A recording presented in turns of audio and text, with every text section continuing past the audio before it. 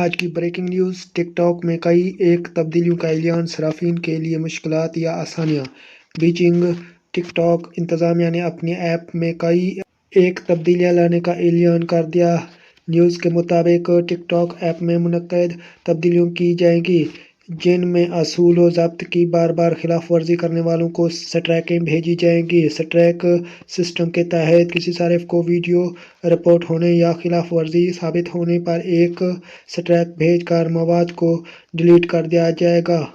اگر صارف کی طرف سے غلطیوں کا سلسلہ جاری رہا تو اکاؤنٹ ڈیلیٹ بھی کیا جا سکتا ہے۔ ٹک ٹاک نے فار یو نامی الگورتھم فیڈر کے لیے بھی نئے فنکشنز لانے کا اعلان کیا ہے۔ یہ تھی آج کی بریکنگ نیوز۔